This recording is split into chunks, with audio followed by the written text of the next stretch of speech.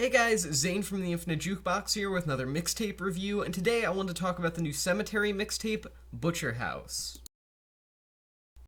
Being the extremely niche and often extraordinarily graphic subgenre of hip-hop that it is, horrorcore has consistently held a pretty polarizing place within music nerd culture over the years, and while the subgenre has created some legends like the Gravediggers, as well as some newer faces that manage to uphold the genre's quality for the most part like Clipping, there's always going to be an insane clown posse out there that tarnishes the horrorcore name and ultimately balances out that ratio of excellency to just unenjoyable absurdity.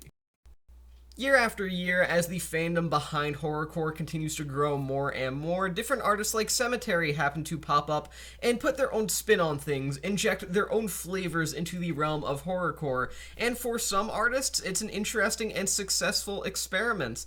However, for people like Sematary, specifically Butcher House, it's just not.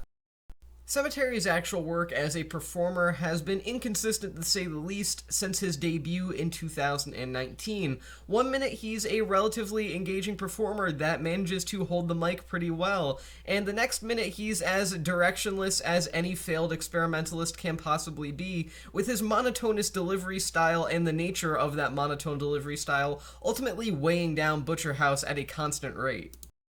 Now, there has been a rise in this particular sort of flow within rap as a genre over the course of the past several years at this point, a sort of intentionally monotonous or flat delivery style overall that draws more attention to the lyrical content of the performer in question. Now, some people can pull this off extraordinarily well, as it has affected both mainstream and experimental/underground hip-hop. Some people who are particularly charismatic or particularly intriguing or particularly engaging as performers can really pull the style off well and create something entirely unique. Just look at somebody like Billy Woods. But the thing is, Sematary is none of those things here. Perhaps Butcher House could have been saved to some extent if it really felt like Sematary was just putting his all into this, just unleashing his true passion for music, but what we're left with here ultimately is a mixtape that sounds like it comes from a man that doesn't particularly care about the words that he's penned, and weak features from the likes of Turnabout and Black Cray certainly don't help things either. This seeming lack of care kind of translates over to the production side of things too on Butcher House, as a lot of this record feels fairly cheaply put together. DIY aesthetics and sometimes less than subtle hints of campiness and self-awareness have been staples in Sematary's music since his debut. However, it kind of feels like that wasn't necessarily the intention on Butcher House, at least in comparison to some of his past records. Butcher House has this air of self-seriousness around it that is respectable in theory. On paper, it's perfectly fine, but in execution, it simply doesn't work well just because of the fact that the album's aesthetics are only a couple steps away from a low-budget 80s slasher film. There are seriously moments on this record that are so stock sound adjacent that it's genuinely baffling, and that's not to say that horrorcore can't be done well in a serious manner. Sure, there are a lot of examples of sort of comedic or self-aware horrorcore that really do come to mind when you think of the genre, but there are MCs within the realm of horrorcore that can be genuinely intimidating and powerful in their presence, and Butcher House is just not that. To put it in cinematic terms, this mixtape feels like it's trying to be Citizen Kane when in fact it's only a couple steps behind a Friday the 13th film. At that, not even one of the better Friday the 13th films, not like the first one, like Freddy vs. Jason, like one of the bad ones. The big issue with Butcher House as a mixtape isn't the creative minds behind it. There are some genuinely powerful people here in terms of artistic ability. It's just that they don't play towards their own strengths overall. And while I do deeply respect Sematary for continuing to go with this experimental style of horrorcore that mixes together some Chicago drill sounds as well, it just doesn't come together here.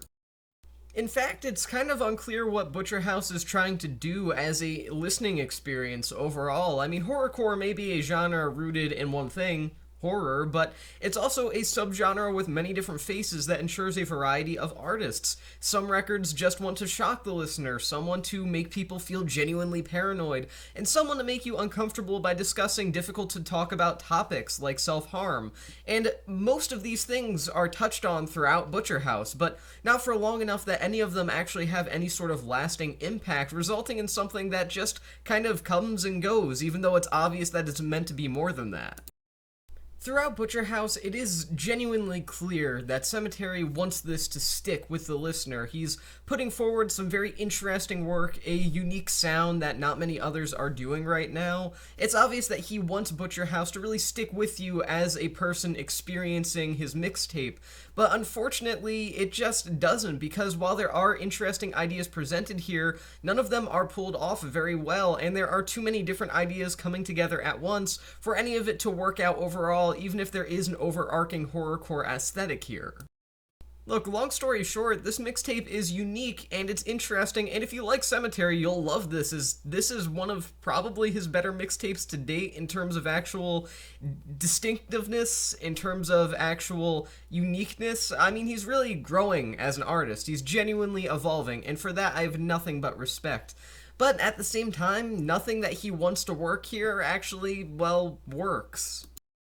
So, overall, Sematary is very capable of creating a great mixtape. I genuinely do believe that, and I'm saying that in a completely non-facetious way. I think he can genuinely make something great. He obviously has a unique style down, he has the confidence of any great performer, but what he lacks is genuine performance abilities and any sort of direction. He's just not a consistent performer or creative mind whatsoever. I have nothing but hope for any future Sematary releases, all of which I will be looking out for in the future, just because of the fact that I wholeheartedly believe that he could become a performer of fantastic proportions and perhaps even a solid representative of modern-day horrorcore if he just got his flaws set, if he really just kind of got on the tracks, you know? He's derailed completely from being a consistent musician, and that's ultimately doing more harm than anything else to his abilities as a performer. Really, he's a musician capable of doing something great with a unique sound, and he has no idea what to do with it, and that's something that really does show throughout the entirety of Butcher House as a mixtape. I'm going to give this mixtape 2 stars out of 5. And with that being said, that's the end of this mixtape review. I've been Zane from the Infinite Jukebox. Thank you for watching, and I'll see you guys in the next one.